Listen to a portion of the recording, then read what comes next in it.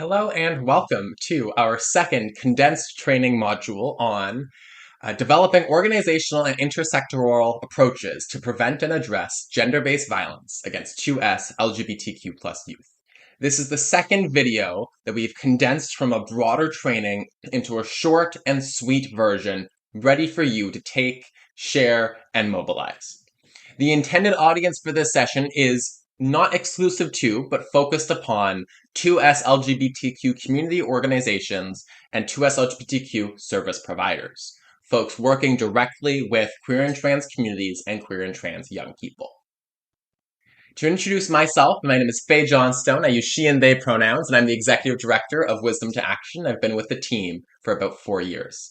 I come from a background in 2S LGBTQ inclusion training, community organizations, and advocacy, and it's my honor to be with you to facilitate this session. The SAFER project, which this training is a part of, is a 3-year initiative focused on addressing and preventing gender-based violence against 2S LGBTQ plus youth. SAFER stands for Safer Access for Everyone in the Rainbow, and it is an initiative made possible through the generous support of Women and Gender Equality Canada.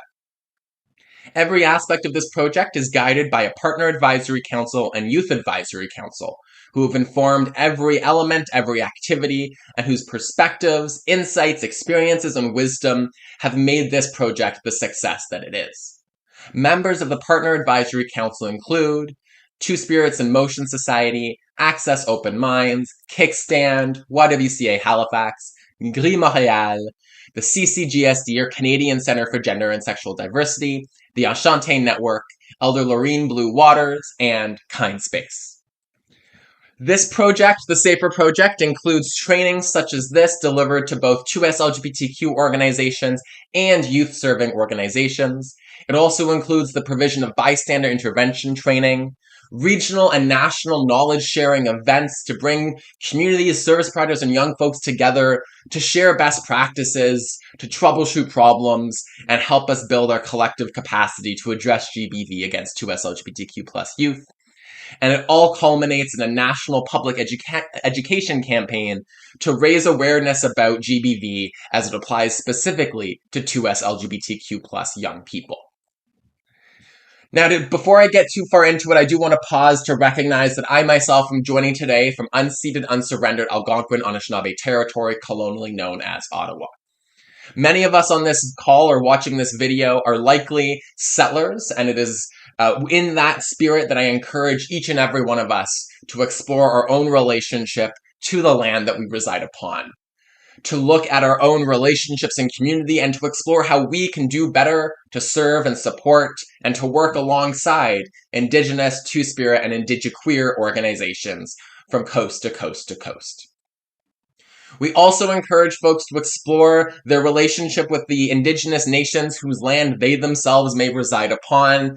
And so as you can see on the screen, there's a link to nativeland.ca that we encourage folks to click through as a starting point if you are just beginning to understand and recognize the land upon which you reside. Throughout all of this work, and in this session in particular, we encourage folks to recognize the ways in which gender and sexuality have often been used as part of colonialism. The ways in which homophobia, transphobia, and biphobia are not intrinsic to this land, but were imported and systemically imposed as part of a colonial process.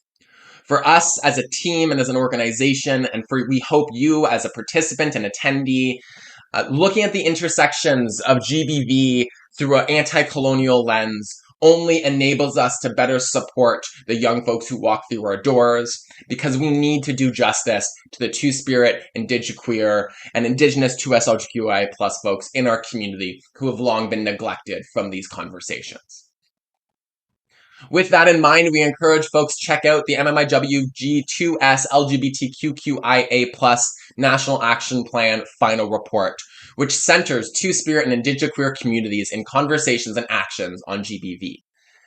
We encourage folks to take a look at this report because it includes clear, tangible, and practical calls to action for service providers to do justice to Indigenous communities, Two-Spirit, and Indigiqueer communities in the fight to address and prevent gender-based violence. In terms of some specific calls to action included within this report, first and foremost, there's decolonizing our own understanding of gender and sexuality, recognizing that there is no one model or way of thinking about gender and sexuality, and that Indigenous nations have long held numerous, nuanced, and diverse understandings of and approaches to gender and sexual diversity, and that there is no single story, there is no single model that encaptures the experiences of all gender and sexually diverse folks, particularly not the experiences of Two-Spirit and Indigiqueer communities. Secondly, there is a call for us to ensure Two-Spirit histories and education are reflected, cultural practices supported and included within both gender-based violence prevention and education. Thirdly, for us to recognize and address histories of colonialism and histories of trauma imposed through settler colonialism. To recognize the trauma-informed approaches have to do justice to the lived experience and realities of Indigiqueer and Two-Spirit young folks, walking both as young folks in their current state and as individuals themselves with their own life experiences, but also as communities shaped and impacted by legacies of trauma and legacies of violent colonial practice. We encourage folks to check out this report in full, to add it to your reading list, and to see how else, through the actions it recommends, you can do justice to Two-Spirit and Indigiqueer communities through your GBV prevention efforts. And to recap the 101 training that we did prior to this condensed video, the 101 focused on an introduction to transphobia, homophobia, biphobia, and misogyny, to the different forms of GBV and the impacts of GBV on 2S LGBTQIA+ young people in particular. We shared concrete skills and practices around creating inclusive environments, advancing trauma-informed approaches to GBV intervention, building the capacity of bystanders to intervene, and of service providers to manage disclosures and strong boundaries, particularly if they're working in communities they are also a part of, and exploring how we can better assess risk, incorporate safety planning and coping strategies into our GBV intervention and prevention efforts.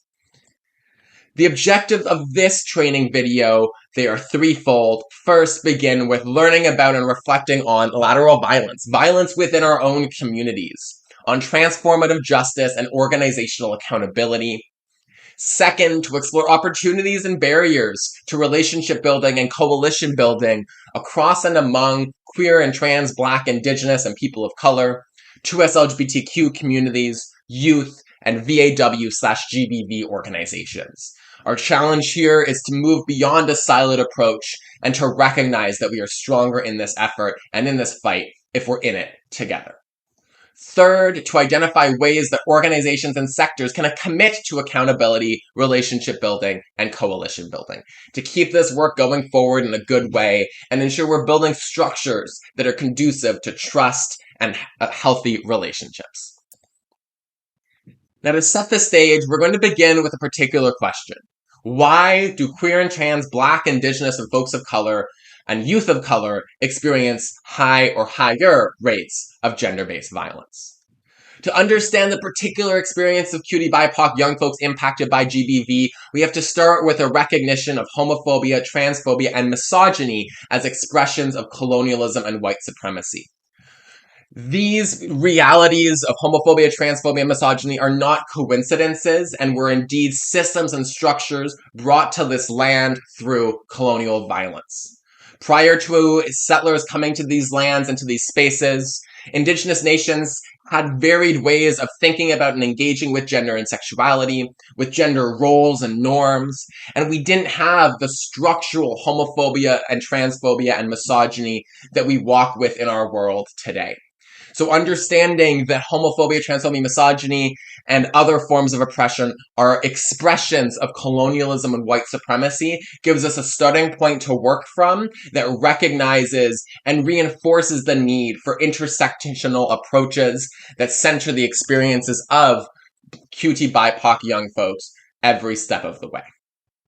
We also have to recognize that because of intersections of oppression, because of compounded experiences of violence, gender-based violence disproportionately impacts Black, Indigenous, and racialized 2S LGBTQ plus young people.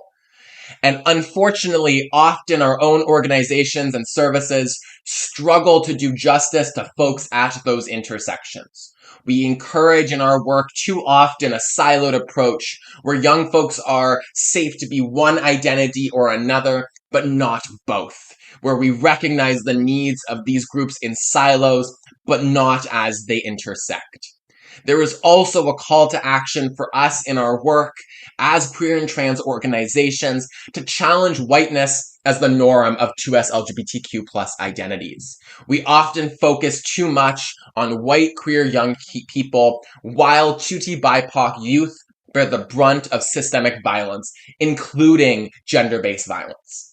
This is a critical reflection that each of us should engage in, because if you walk in this world as a white person such as I, there is often a conception that we have had it the worst and that we need to be the center of attention.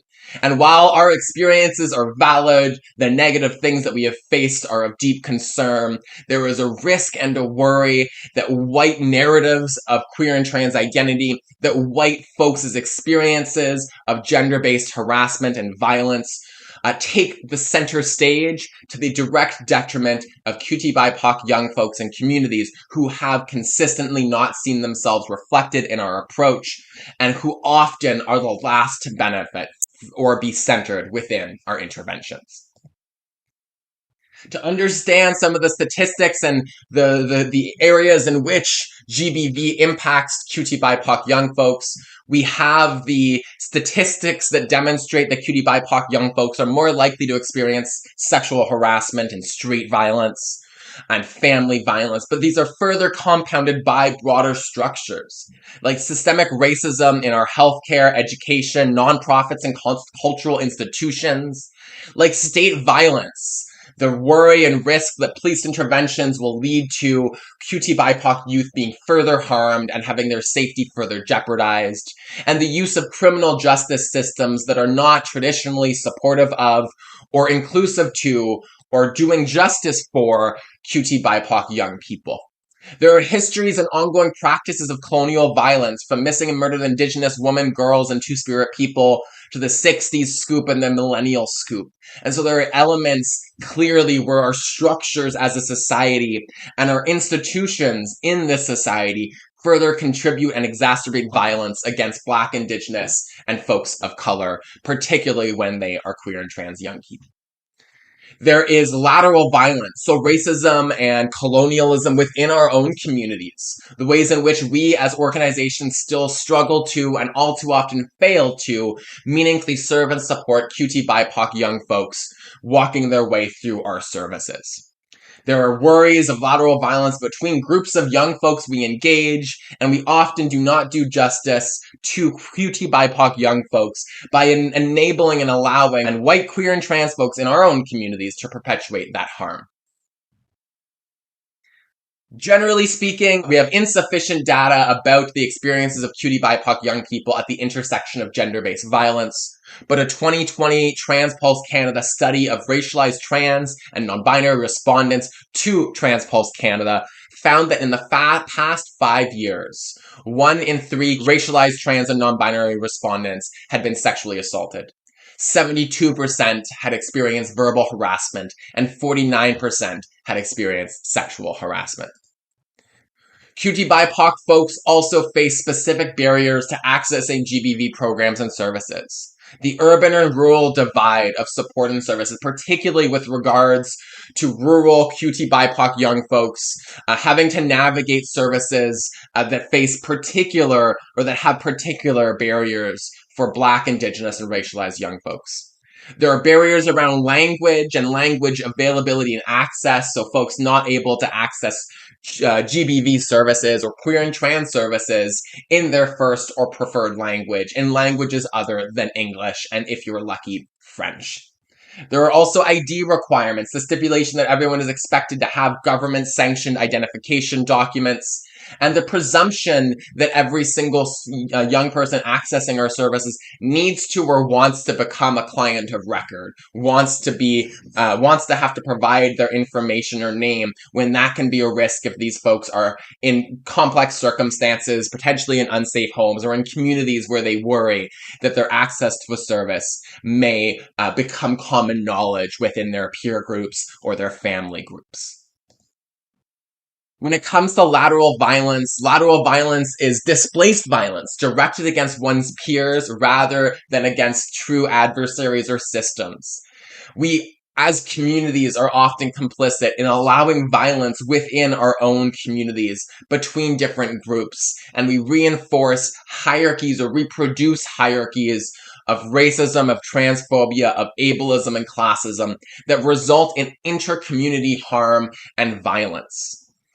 We are often overly focused on our own experiences as communities of violence rather than recognize that we are both individuals who are impacted by violence and individuals, organizations, systems, and structures that are capable of harm ourselves. We need to engage in introspection and unlearning to do justice to QT BIPOC and other young communities at the intersection of multiple forms of systemic discrimination. Now, to shift from some theory into some skill building, we're going to start with an exploration of self-accountability. In this world, we are often straddling two options, the idea of calling out and the idea of calling in. Calling out is the act of telling someone about a hurtful behavior or an oppressive comment that they may have made in a public space. It is the act of loudly yelling, "You're a homophobe, you're a transphobe, you're a racist." And while it has its place, and there are moments and times where a call out is absolutely necessary, within much of our community work, we encourage folks to look at the calling in process. That is the act of telling someone their hurtful comment or oppressive behavior, and doing so in a private space and focusing on a learning opportunity. That act of calling in recognizes that access to knowledge around anti-oppression, around privilege and power and diversity is in and of itself sometimes a privilege, and that many folks are making mistakes without realizing it, and that many folks walk worried that if they do something wrong, they may be subject to a call out. A call in, when we have the emotional capacity to do it, invites folks into a conversation and allows us to gently address instances of harm or microaggressions, and may often be more conducive to behavior change and relationship change than a calling out practice might enable us to do. When you are being called out or called in, the CLAIM resource you see on your screen is a helpful acronym to walk through to help us stay connected to ourselves and monitor that our reactions are being engaged with in good faith. If you are being called out or called in, you can start by centering yourself, by recognizing that you are not being attacked, that you are a good person. This is about behavior and stopping harm to others. This is not about demonizing you or saying you're horrible. Second, we can listen. We cannot interrupt or think of ways to defend ourselves. All too often, we get our backs up, we become defensive, rather than listening genuinely and trying to hear the experience of another or what we may have done that was harmful.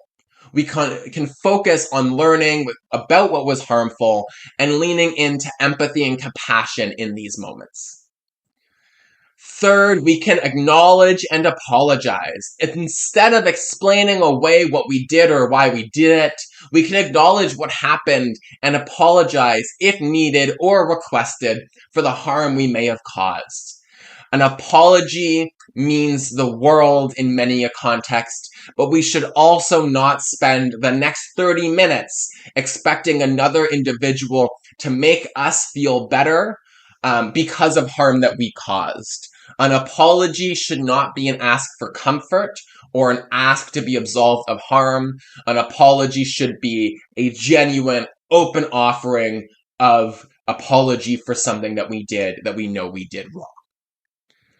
We can also inquire if they consent and have the time and resources We can ask what we could have done differently instead, and we can also explore how to make amends for what happened. If and when that opportunity is afforded to us, it helps us understand the harm we may have caused and allows us an opportunity to repair a relationship that may have been harmed by our conduct. And lastly, the M is all about moving forward. The best apology is changed behavior. If they give you a reasonable recommendation around how to make amends, take those steps and do what you can to not cause that particular form of harm again. Use this experience and use your experience to help others learn too, because this is an opportunity for knowledge sharing and behavior change. I encourage anyone, if they're subject to a call in or a call out, to use this resource to navigate those moments and navigate our own emotional responses to them. We will always be tempted to default into a defensive response.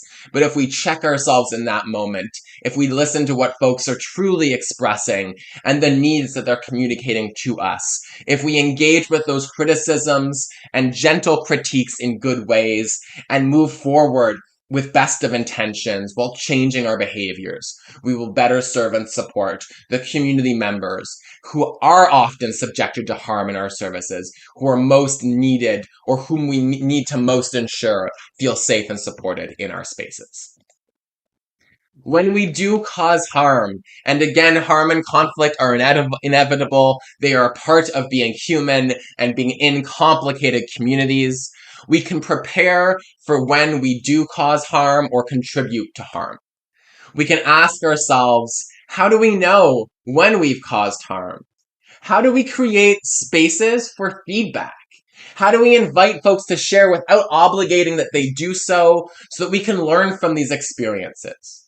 How do we reflect, respond, and change? How do we make sure that when we do receive feedback, when we do receive a message that we've done something wrong, that we do justice to that message and make the changes that are necessary? This in particular is a useful question to ask ourselves as organizations working in complex issues with communities who are often walking with their own past experiences of harm and trauma. Now, within an apology, if and when we make one, these on your screen are 5 steps we can take to do justice to that apology. They are the anatomy of an apology. The first is the acknowledgement, bearing witness and recognizing what happened. The second is emotional uptake, creating space for folks to feel their feelings without being policed on the appropriateness or validity or duration and intensity of their emotional response. It is not our job to regulate or monitor how people respond. It is our job to give them space to respond as they so desire. We can center the hurt by recognizing it's not about our feelings of guilt, but about the feelings and needs of those that we have harmed, because those we have harmed shouldn't have to support us during an apology, nor should they have to coach us or cheer us on as we apologize. Most importantly, we can take accountability and change behavior by taking ownership of our actions, naming and understanding them, and changing the identified problematic behaviors or patterns, thoughts, and words. Behavior change is the impetus that we are called to enact, actually changing our practices so that we don't repeat mistakes we've already made. And lastly, we can divest from forgiveness. And invest in the labor of reconciliation, but don't do it with the hope that somebody will let us off the hook for our guilty feelings, because our focus should be on healing and supporting those we've harmed. Apologizing without forgiveness as a target is always a best and most recommended approach, because we should be apologizing for that harm, regardless of if we are forgiven or not, because the harm took place regardless of if we are forgiven or not. A lot of things, however, get in the way of self-accountability, and we should name them. The shame and fear of having harmed, the fear of being canceled, and it is integral to us that we do pause and just manage and respond to those feelings and where they're coming from. My best recommendation is, if we're feeling those feelings, to chat with a friend who we have a trusting relationship with, who is not connected to the incident in question, and work with them to process those emotions. That can be a friend, a partner, or a colleague who you've identified as a resource for moments like this. Another barrier is limited resources. This feeling of a lack of emotional and financial or time to unpack these things, to unpack and engage in self-accountability. The lack of support, systems, and structures that unfortunately often aren't conducive to self-accountability, that don't allow us the time we need to process and change our practice. Of course, all too often, the tendency to resort to a defensive approach, to get into our feelings and get our backs up, when at the end of the day, a call in and a call out is an ask for us to stop causing harm, and that is firmly something I believe we should all be willing to get on board with. Lastly, narcissism and prioritization of ego and self. We like the idea of ourselves as people who are great people, as people who are not part of systems of harm and violence. And that prioritization of ego and self, the idea that we know what we're doing, we can't be the ones causing harm, in and of itself is a defensive response to causing harm. And so we should decenter ourselves in these moments. We should put our egos aside and recognize that everyone is capable of harm. And if everyone is capable of harm, we most definitely are capable of harm ourselves. Now I want to shift from the accountability, the self-accountability stage, to thinking about organizational accountability. Organizational harm is created through structural barriers. What that can look like is a lack of QT BIPOC culturally competent or culturally humble and trauma-informed care. It can look like reporting or obligatory reporting of service users to police, border security, or child protection.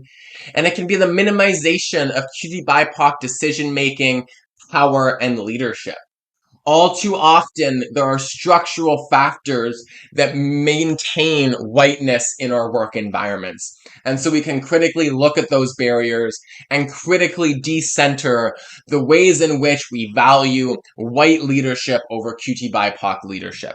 The ways in which we struggle and avoid giving power and decision-making tools to QT BIPOC folks in our own spaces and when they're navigating their way through our own services. Within organizational accountability, it's important that service users know their rights and their rights while accessing and integrating within our services and communities and supports. We should explore anonymous service user feedback mechanisms so people can bring things to our attention without having to name themselves.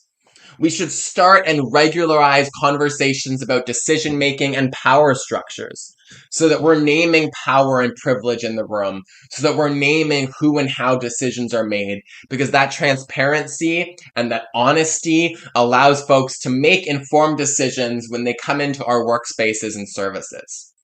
We should develop and implement anti-oppression and anti-racism strategies that are aspirational and concrete, that are data-driven, and include clear deliverables and benchmarks for progress. We should also explore conflict prevention and resolution processes, so that when there are instances of harm within our staff team or between service users, there are clear mechanisms in place that folks can access to identify that harm, to build relationships or address experiences of harm, to hold folks together who've caused harm to one another and explore opportunities for restorative justice or rebuilding relationships. Now, mapping organizational harms, exploring organizational harms, we can further advance our approach and our supports for QT BIPOC youth through relationship and community building. Relationships are an effective mechanism across services and sectors to combat gender-based violence, but there are some core nuggets necessary to do this work from a strong foundation of trust and clarity. What that can look like is being intentional about our partners and making sure that we're working with folks who have shared values, where there's clarity on what those values mean to us and how they're operationalized in our work. We can ensure strong communication by making sure that organizations within a coalition or relationship, they know the limits and boundaries of our work. They know what we are or aren't able to do.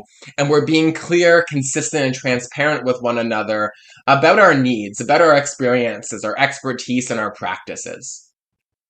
Strong relationships and coalitions are made possible through consistency and dependability, recognizing that we are often all overworked and overwhelmed, that we don't always feel like we have an abundance of resources or abundance of capacity. Being clear in our communication about our capacity to be consistent and dependable makes a world of difference, but putting in the time and resources to be consistent and to be dependable allows for that foundation of trust to grow. We can also recognize equity in resources and supports. Some of our organizations are bigger and have expertise in certain areas. Others are smaller and may not have the same resourcing that we do. What is easy for a big organization will definitely not be so easy for a small organization, and vice versa.